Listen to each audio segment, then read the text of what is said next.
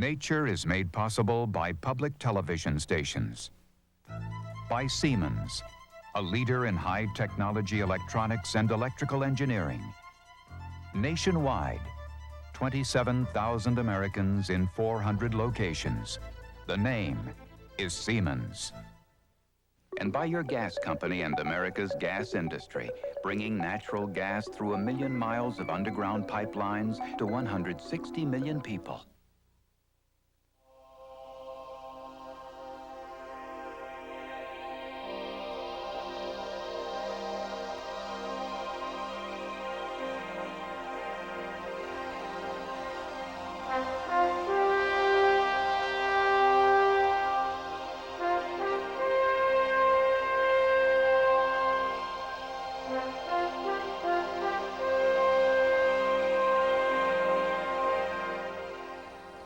"15 years ago, the tiger was a highly endangered species, with no more than 5,000 living in the wild throughout the whole of Asia.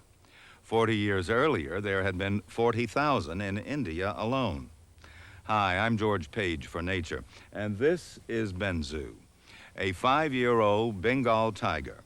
He's one of 1,500 living in zoos around the world. In most of Asia, the tiger is still in trouble. 2 subspecies became extinct by 1970. But in India, the tiger is staging a comeback because of a unique wildlife program called Project Tiger, which in 1972 began to set up tiger reserves in India's ever-shrinking forests. Now there are 4,000 tigers in India, more than double the number of just 10 years ago. Man has always been awed by the tiger and afraid of it, the largest and strongest of the big cats. A female tiger with cubs is one of the most dangerous animals on Earth, and that's the subject of this week's remarkable film by Indian filmmaker Nareesh Bedi. Bedi did most of his filming from the back of an elephant, the only animal a tiger will not attack. But at one point, when the mother tiger was away, Bedi got off his elephant in order to get closer shots of the cubs. The mother returned, and Bedi barely escaped with his life. Usually, the mother hides her cubs in very dense bush. So in Bedi's film, we will see something that only a handful of people on Earth have ever seen: a mother tiger in the wild, raising her young cubs.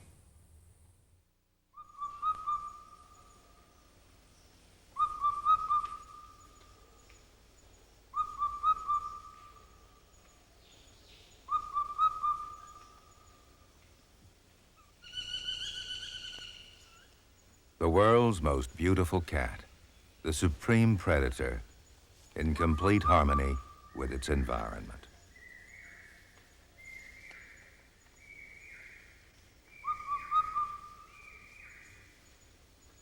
This is the story of the Indian tiger, living and breeding where it belongs.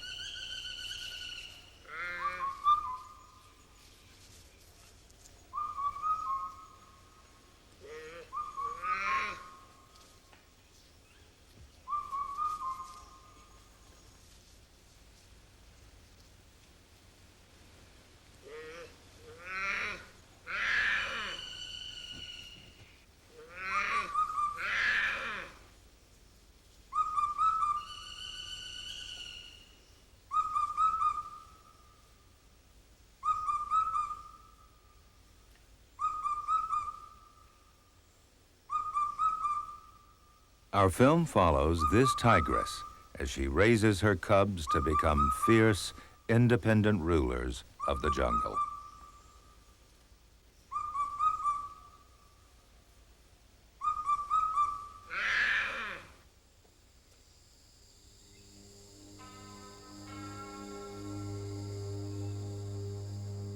The early morning mists give the Indian jungles an eerie, mysterious cloak. The wildlife awakens to meet another day of feeding and surviving.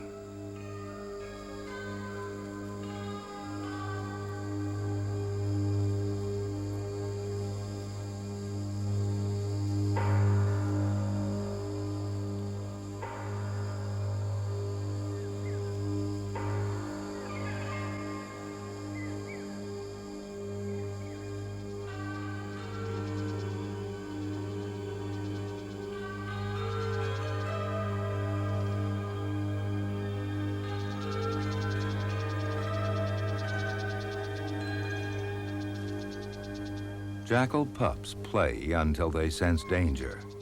They seek safety in the family burrows.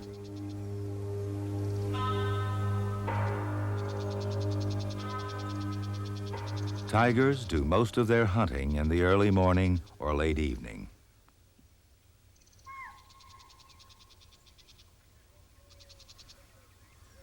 Swamp deer are the first to sound the alarm.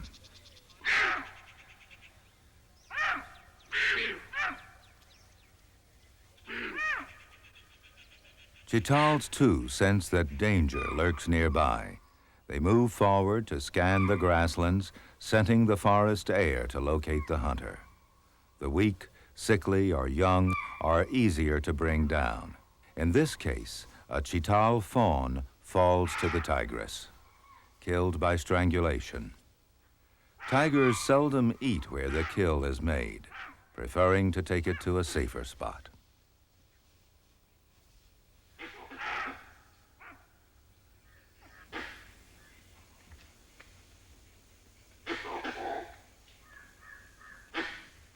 Langurs often fall victim to tigers, so they're in a continual panic as the tigress feeds.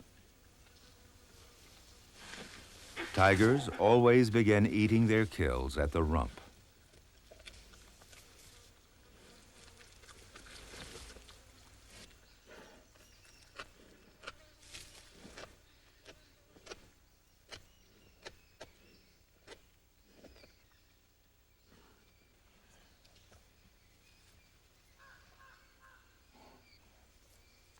There's one portion of the deer that's discarded, the rumen sac of the stomach, where in grazing animals, vegetation is broken down by microorganisms.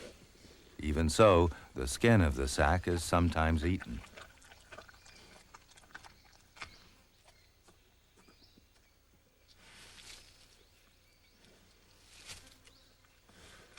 The more tender parts of the fawn are in the neck region.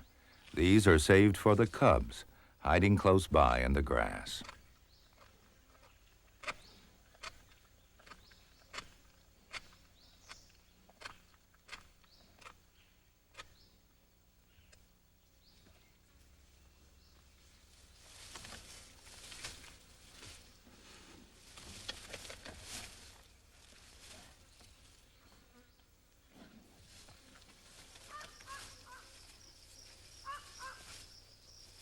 Estimates vary, but most authorities agree that at the turn of the century, Indian tigers totaled about 40,000. By 1972, the figure was less than 2,000, and the Indian tiger was facing extinction.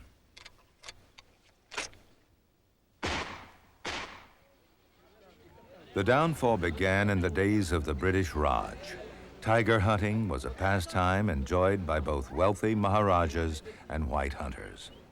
Hundreds of beaters drove the tigers towards the hunters, and the number of tigers killed was enormous. The Maharaja of Surguja said his take was 1,050 only. But more damaging than hunting was the destruction of habitat, which affected not just the tiger, but all wildlife.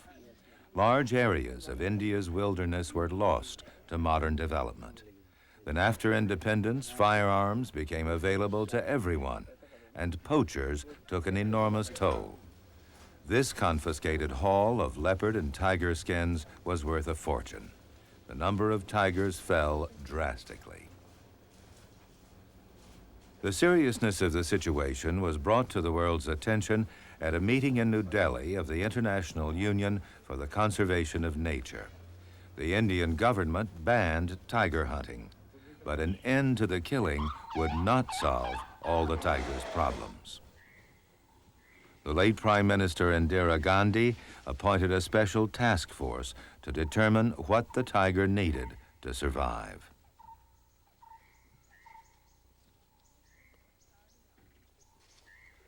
What the tiger needed was space, room to live free of human harassment. Almost 90% of India's forests were gone, and human settlements fragmented what was left. If tigers were to survive, where could they live? Project Tiger was designed to provide the answer.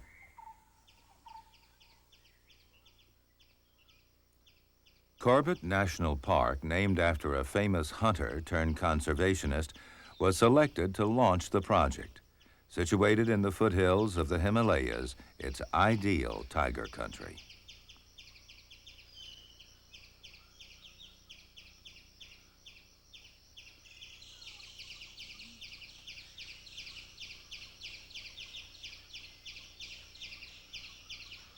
The Ramganga River flows through the park.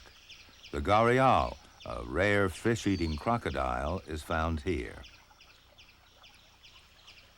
The male has a hump on the tip of its long, narrow snout. The forest is also home to a large population of wild elephants. Project Tiger is an important conservation initiative for more than tigers. If tigers are to be saved, protection must embrace the entire ecosystem. Initially, 9 areas were selected as tiger reserves. Tigers are found throughout the country in a wide diversity of climates and habitats, ranging from near desert to salty mangrove forests. On the delta of the rivers Ganga and Brahmaputra is the Sundarbans, where all plant and animal life, including the tiger, have adapted to salinity in order to survive. A fiddler crab elbows its way out of a muddy burrow at low tide. Watched by a kitten of the fishing cat. Water monitor lizards scavenge along a muddy path. In this most unlikely-looking country is found the world's largest single population of royal Bengal tigers. Tigers are solitary until the female comes into heat. She announces her condition with soft contact calls, often moaning. The resident male is quick to respond.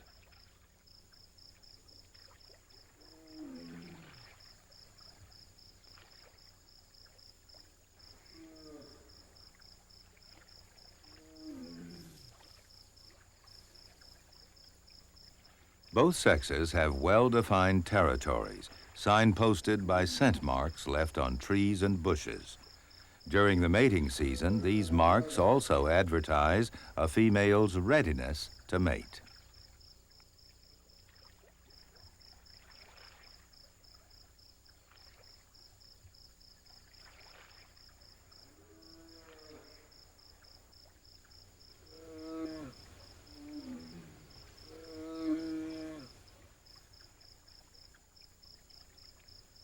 Once contact has been established, the male adopts a passive attitude because the female may be aggressive at first. Males can be twice the size of females, and out of the mating season, they can be dangerous competitors.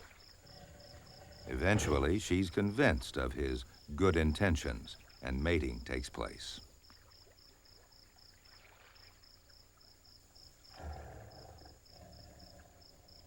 At the conclusion, the female turns in a mock attack, an act that's common throughout the cat family.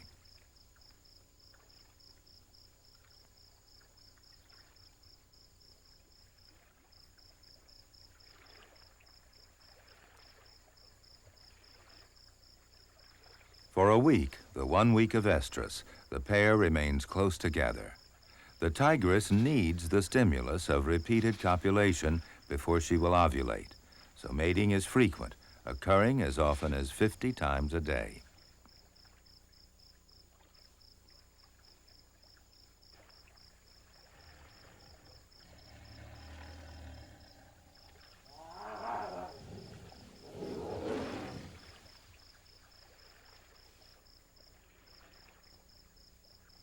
After mating, the male and female go their separate ways. The pregnant tigress is now on her own. Following the success of the first 9 tiger reserves, 2 more were added in 1978 and 79. By 1987, there were 16, covering about 10,000 square miles. In the center of the country is Kanha National Park, home to our tigress and her cubs. It's a varied landscape with sparsely wooded grassy plateaus and slopes of dense tall trees and bamboo. The valleys below are cloaked in great groves of sal, an important timber tree which blooms in summer.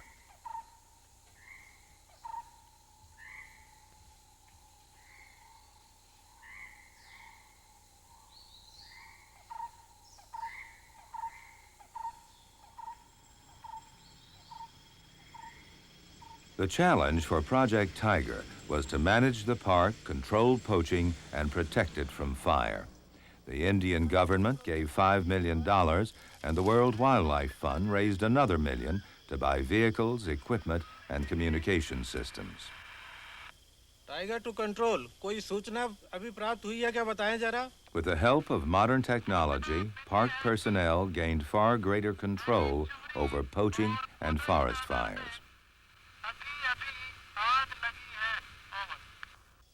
तत्काल fire fighting squad number 1 और 2 को अग्नि के स्थल पर पहुंचने का हुक्म दिया जाता है। Over.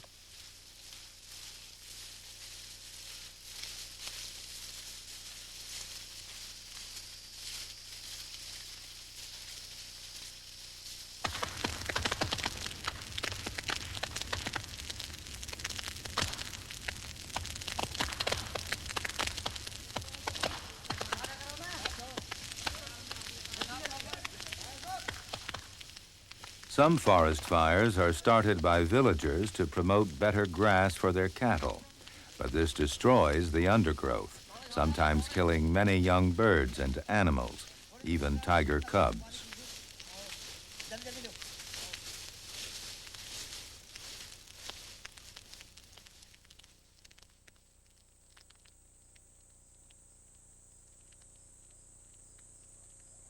In another greener part of the forest, pre-monsoon rains have fallen. Our tigress has given birth to her cubs, born after a gestation period of 14 to 15 weeks. Blind and helpless at birth, their eyes open when they're about 10 days old.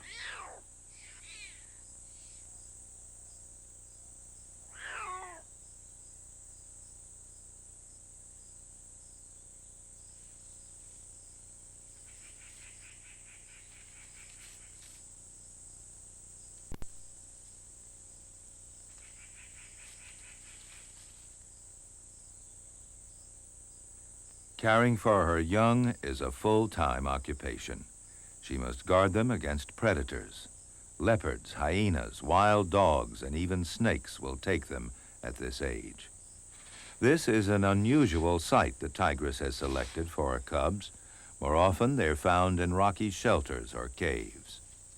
Now she moves them to a safer spot in thick bushes.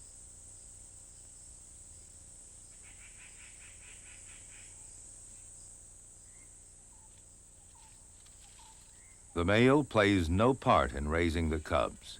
She has to provide for their every need, as well as hunting food for herself. She watches for prey patiently but intently.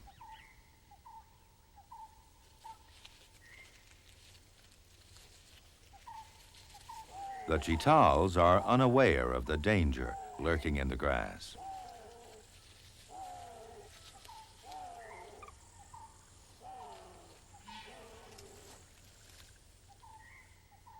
Facing into the breeze to hide her own scent, she stalks closer.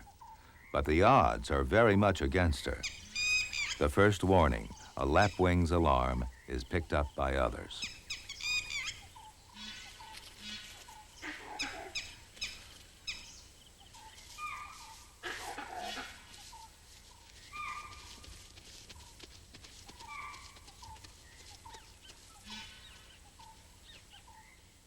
Although we regard the tiger as the supreme hunter, only 1 out of every 10 to 20 stalks is successful. And she's not the only hunter in the forest. This leopard is made a kill, but is uneasy. Leopards always avoid tigers, and with good reason. Our tigress will not tolerate a leopard in her territory, especially when she has cubs. The tigress's highly developed sense of smell draws her toward the kill, a possible source of food.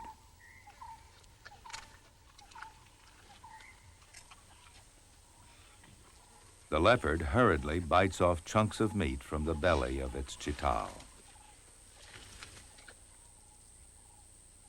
Reluctantly, it abandons its kill to the tigress to avoid a confrontation.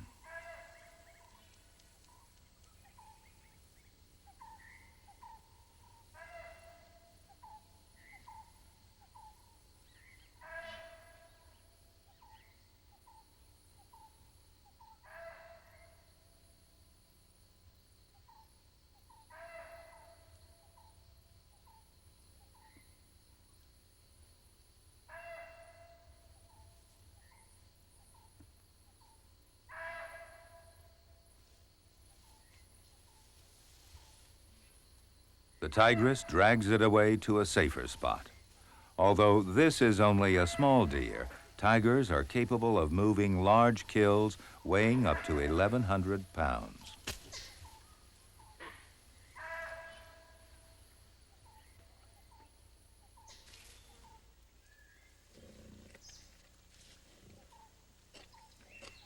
Discarding the stomach sac, the tigress carries the carcass closer to her cubs.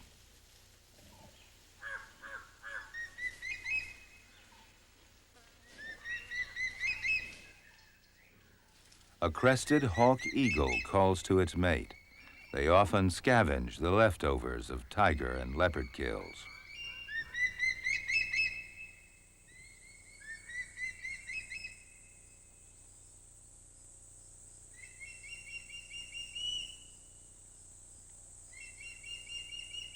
All tigers have their own territories in the forest, which they announce in many ways. Both sexes spray particular bushes or trees to scent mark their boundaries.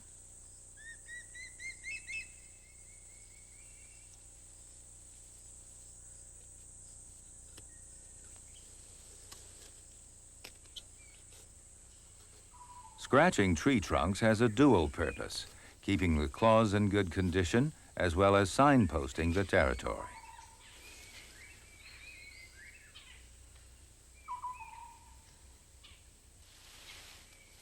And this tigress is raking up a heap of leaves to mark her territorial boundary, which may encompass 8 square miles. A male's territory may range from 25 to 40 square miles. The availability of prey determines the size of the territory. Very few wilderness areas remain in India, which are large enough to support a population of tigers.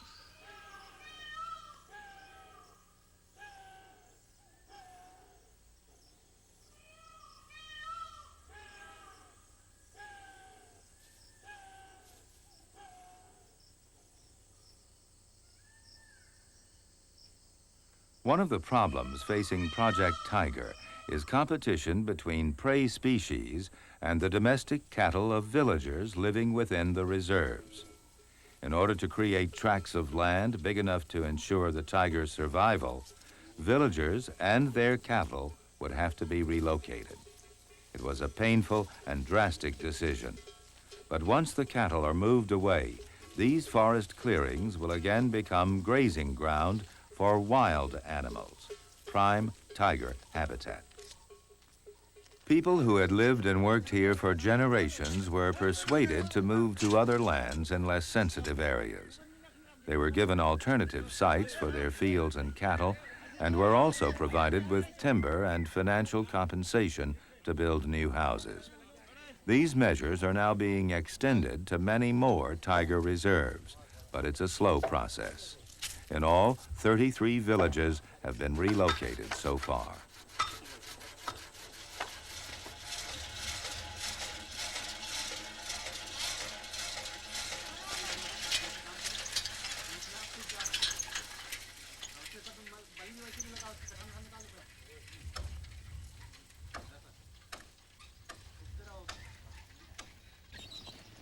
A posse of vultures is a good indicator of a tiger kill. Our tigress is guarding last night's kill, a male sambar deer. The sambar is India's largest deer, weighing more than 450 pounds, almost as much as she does.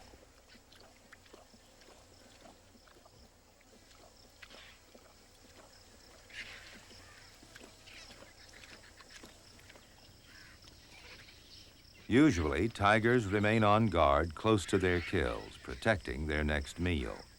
A resident male tiger has been attracted by the smell of flesh, or perhaps by the vultures. The tigress quickly moves from the kill to avoid what could be a dangerous confrontation with a much larger male.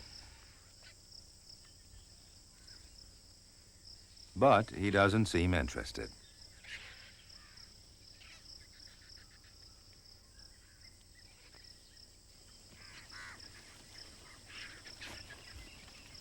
Taking advantage of the tigress's departure, the vultures descend in a frenzy on the carcass. But not for long.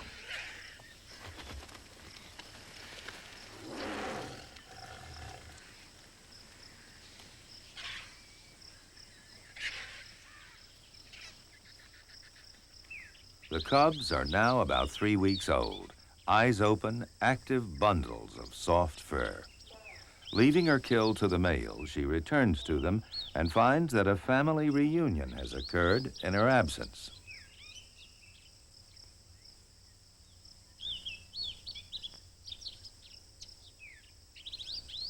Remarkably, a cub from her previous litter has returned, a most unusual occurrence among tigers.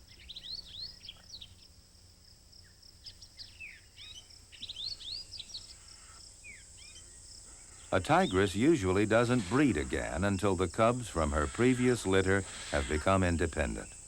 Normally, it's 2 years between litters. But this large cub is just over a year old and not yet self-reliant.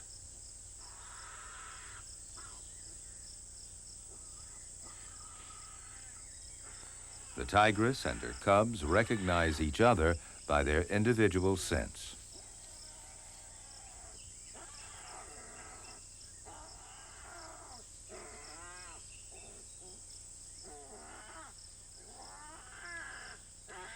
No two tiger's stripes are alike, and experts can identify a tiger by the pattern of markings on the face and head.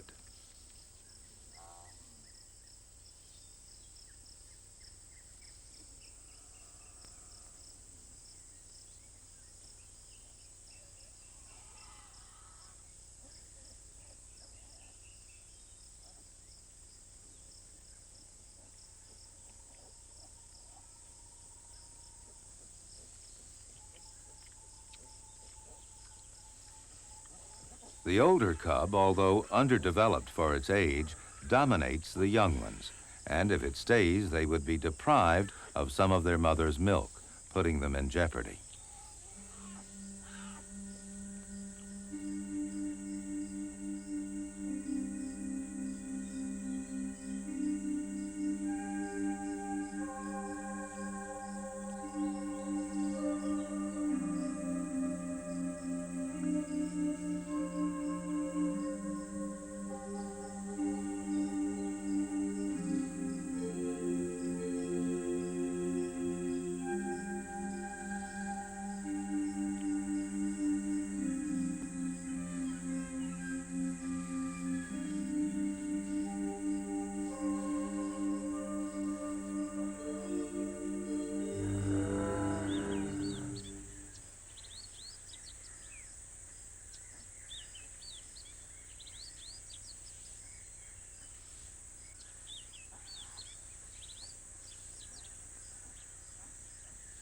The tigress still has work to do on the sleepy youngsters. The navel, where the umbilical cord was severed, has to be kept clean and free from infection.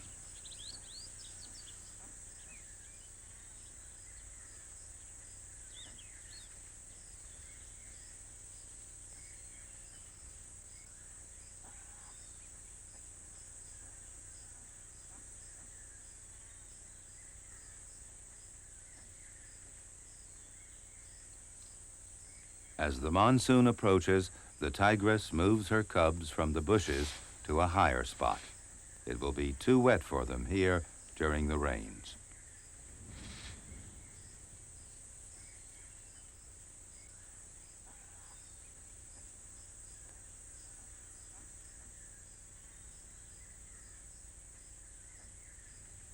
They're sleepy and easy to move.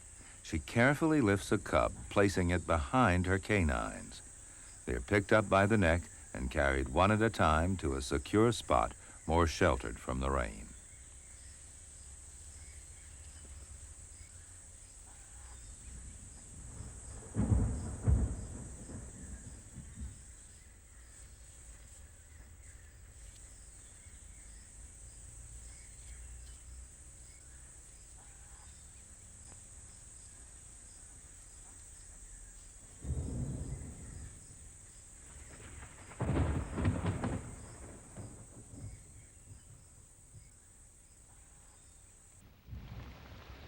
It's the height of the monsoon rains in central India. Life in the forest changes. Deer gather in large herds to graze the new, lush vegetation.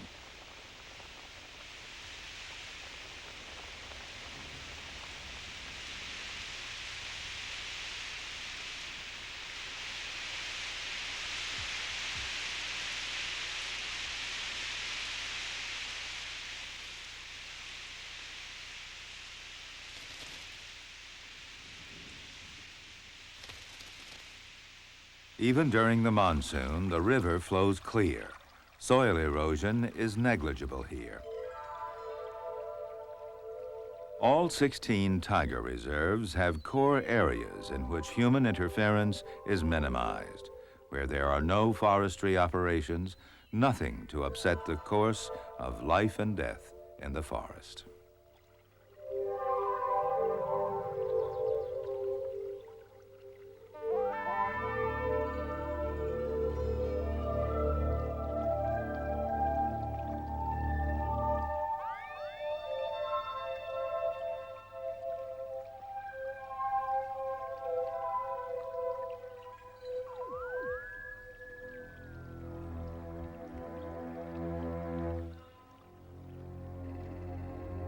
A spider takes a grasshopper.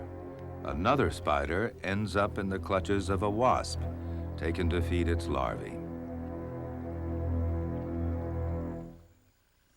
Old tree trunks, made heavy by rains, fall to the forest floor. Fungi sprout on decaying matter, enriching the soil.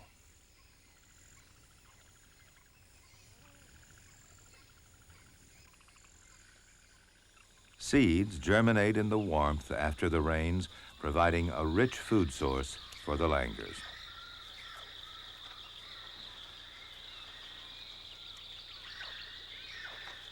These sal seeds used to be collected for their oil. Now they're left to the langurs. So Project Tiger, which set out to protect the tigers of India, now protects all forms of life, from the lowliest to the loftiest, with the tiger at the peak of the food chain.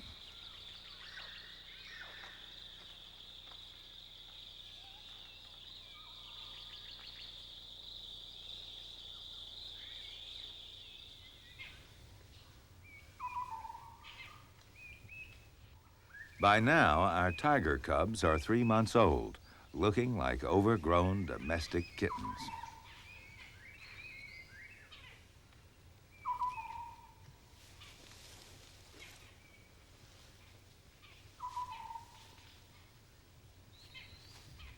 The large cub from the previous litter has disappeared. He's now probably able to fend for himself. There's still another 3 months of suckling before these cubs take to eating meat.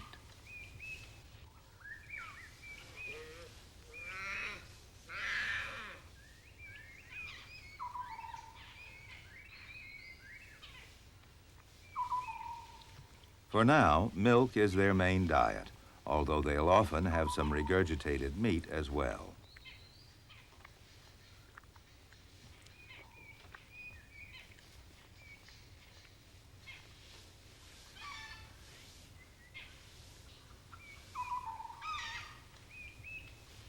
Playtime for cubs is really training for their future.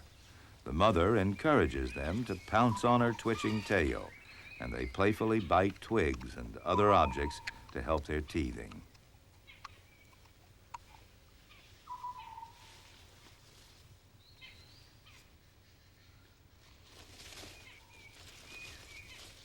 Despite all her training and care, it's not often that more than one cub from each of her litters survives to maturity.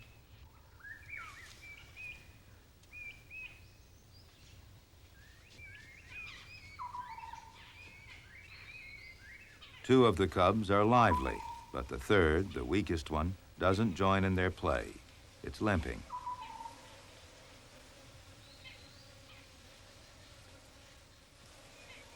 The right hind leg appears swollen.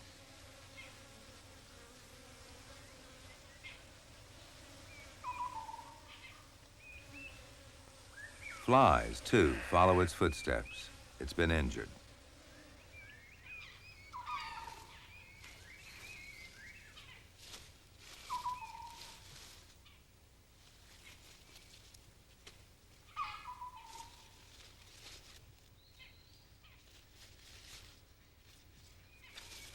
As evening approaches, the tigress's attention is diverted. It's time for large predators to hunt.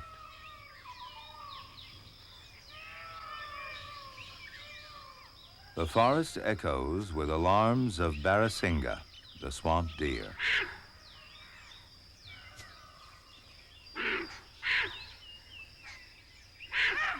It's not the tigress causing concern to the deer, but a leopard on the prowl.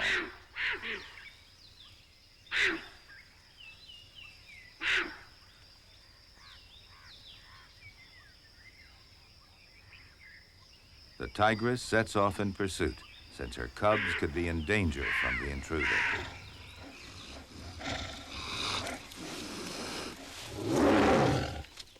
The next morning reveals that our tigress had, in fact, killed the leopard.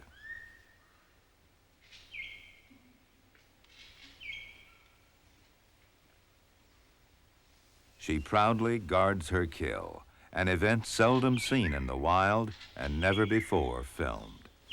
Although conflicts between big cats can often be fatal, it's unusual for them to actually eat one another. However, large tigers have been known to eat smaller ones.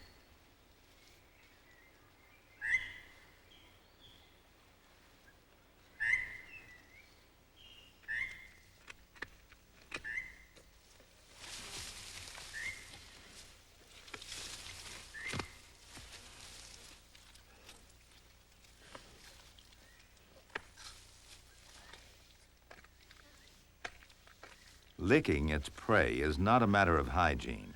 The tigress is using her raspy tongue to fold back the fur and expose the flesh.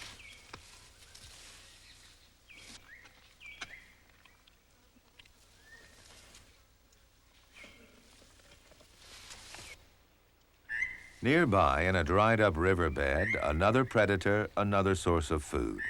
The keelback, a snake about a yard long, seems to have made a mistake. Normally, a toad would be swallowed head first, but here the snake is trying the other way round, allowing the toad to inflate itself.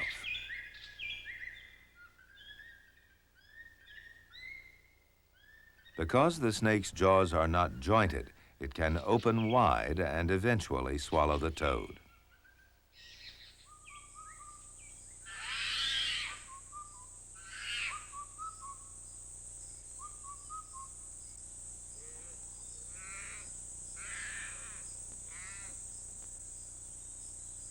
In the comparative safety of the crevices among the rocks, the cubs cry out for their mother.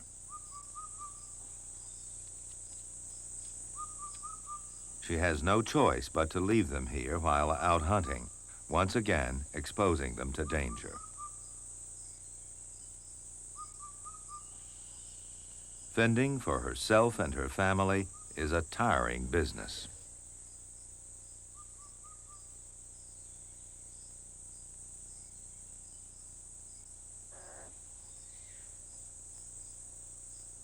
She sleeps lightly. She must always be on the alert. Flies torment her. They, too, are in search of sustenance, her blood.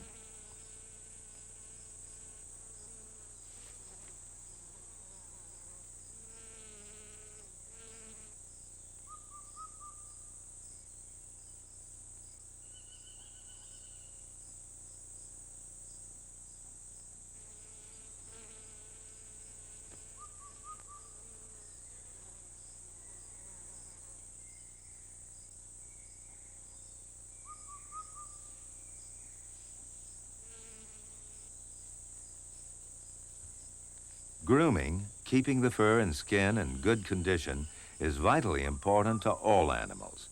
Any tiny pinprick wounds must be kept clean in a climate where infections develop quickly. The same applies to the paws and claws. A small wound here could become a running sore and produce lameness. A lame tiger could be doomed.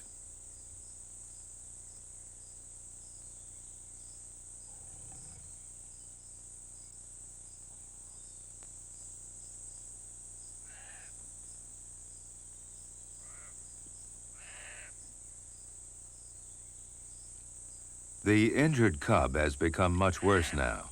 The wound is swollen, the skin is broken. We can only guess how it was caused: leopard attack, the quill of a porcupine, or a cut on a sharp rock. The tigress seems quite indifferent to the injured cub. The only remedy would be constant licking to keep the wound clean.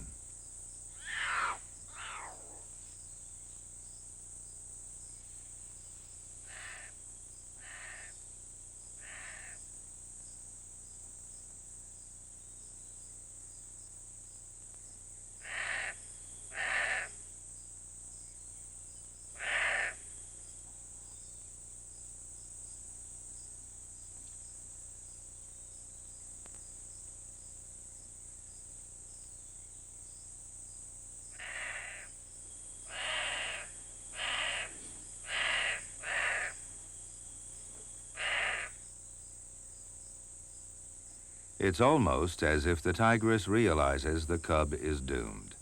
But she must move. She's thin and hungry.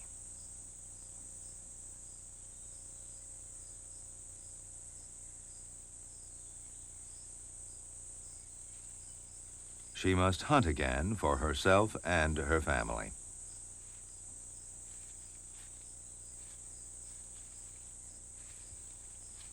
Two cubs follow her slowly.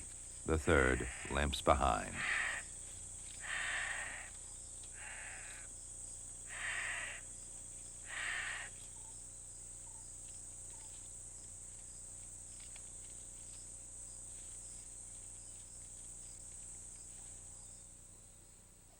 Then, for 2 weeks, the tigress eluded our film crew.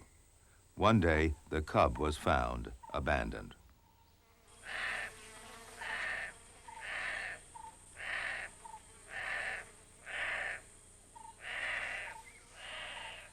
The crew reported the condition and location of the cub to the park officials. Control calling tiger. Control calling tiger. Over. Tiger receiving control. Tiger receiving control. Over. Sir. A search team arrived, keeping a lookout for the tigress. Wounded tiger cub has been found. Please instruct, sir. Over. Please take ranger and veterinary officer from Muki immediately and rescue the cub. Over and out.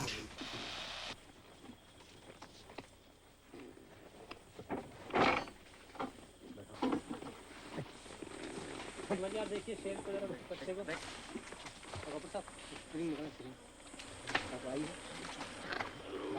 दांत मजबूत है आ सकता था ये मरने का कारण तो वही है यही जो पीछे जो घाव हुआ उससे इन्फेक्शन बढ़ गया. The vets and rangers found the cub dead. अच्छा खाया नहीं 5-6 दिन से खाया नहीं होगा. कल तो मिल के पानी मिला उसको अपने घर का.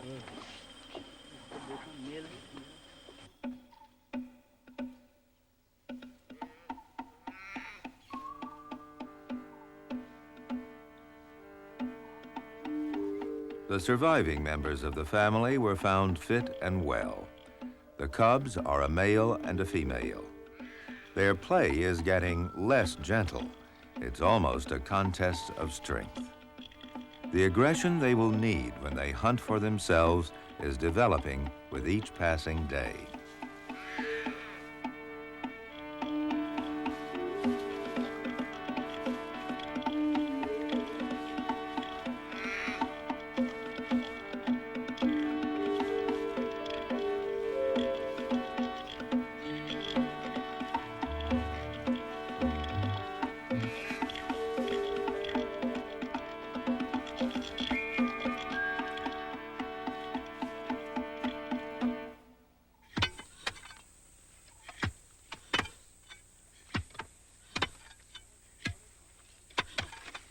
Part of the Project Tiger plan requires improvement of water sources for wildlife. A small reservoir is being built in a place where it will collect water during the monsoon.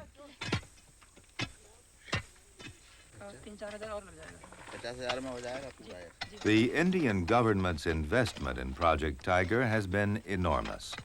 Their commitment to the reserves is now over $30 million a year.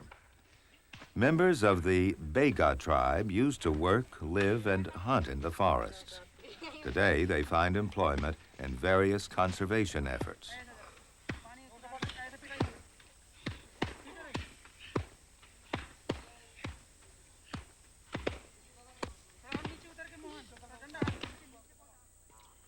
During the summer, many animals will be attracted to this man-made water hole as natural ponds dry up. Winter. The jackal pups are full grown now. They howl along with their mother to proclaim their territory.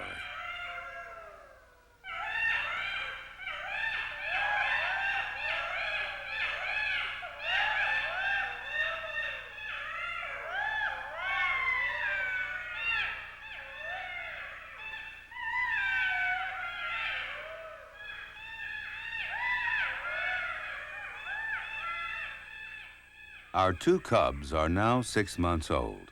Until they're a year old, they're at the mercy of many predators, especially male tigers. They must stay close to mother for her protection.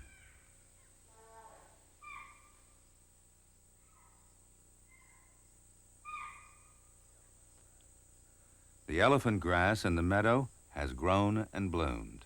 It's a sanctuary for the cubs.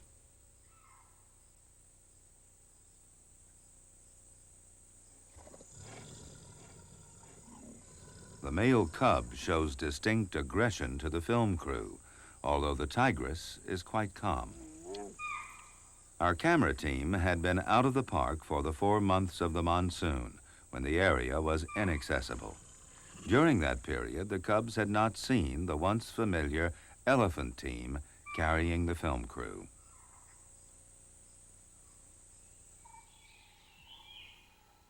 The remains of the abandoned village will soon disappear into the returning forest.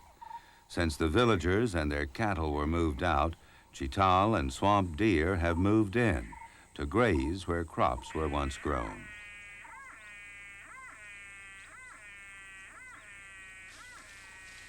In 1970, only 66 swamp deer remained in Kana.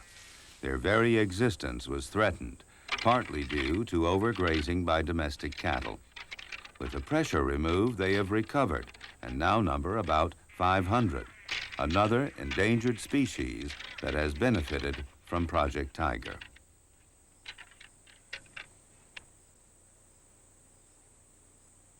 With more prey becoming available, other predators move in. This python has swallowed an entire chital. The meal will take at least a month to digest.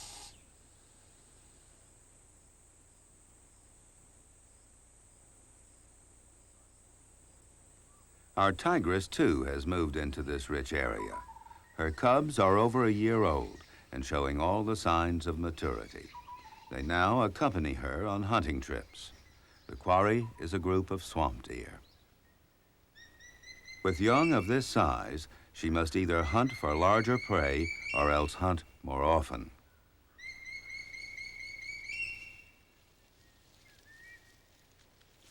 As the cubs watch, she stalks, keeping a low profile, working into the wind. She selects a possible target, a weak or inattentive animal, and moves closer.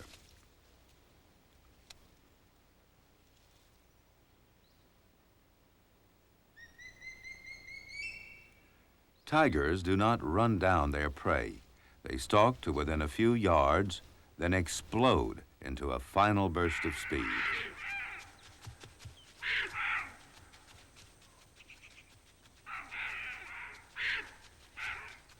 There's distress among the deer.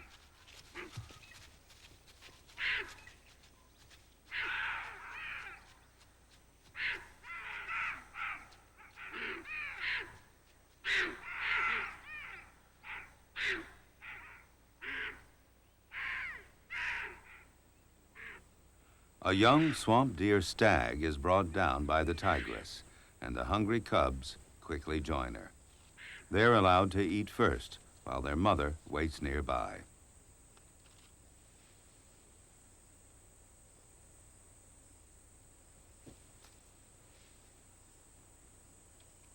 Tigers have an enormous appetite.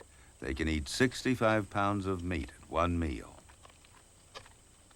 Between the tigress and her two cubs, this entire carcass will be consumed in one night. Better to have a full belly now when the timing of the next meal is uncertain. Although deer is the most common food, tigers have been known to kill even young elephants and rhinos.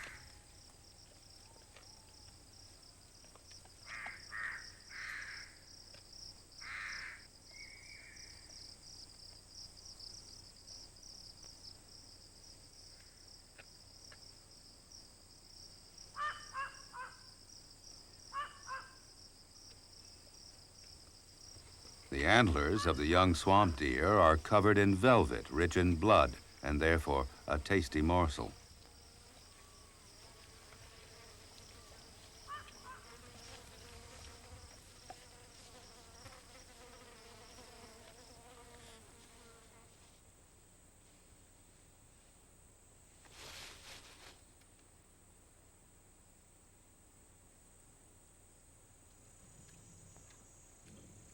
Summer has returned. On a hot day, the family seeks a water hole. Tigers have a great affinity for water, not just for drinking, but for bathing and even swimming if the pool is big enough.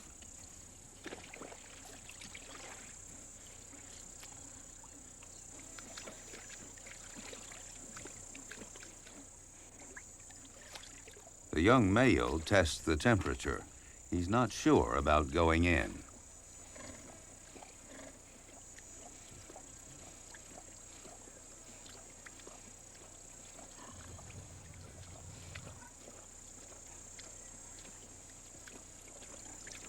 One way of getting over the effects of a big meal is to let the water take the weight off the belly.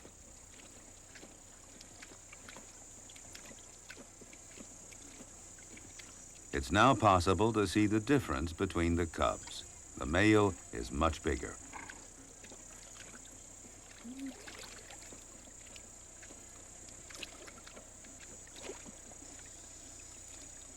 One day, when the cubs are about 2 years old, the tigress will wander away and leave them on their own. But our cubs still have a year with their mother in which to perfect their survival techniques.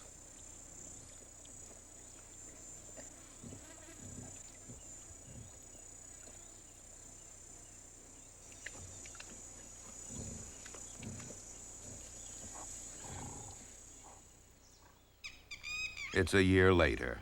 The female cub is now a tigress, established in her own territory.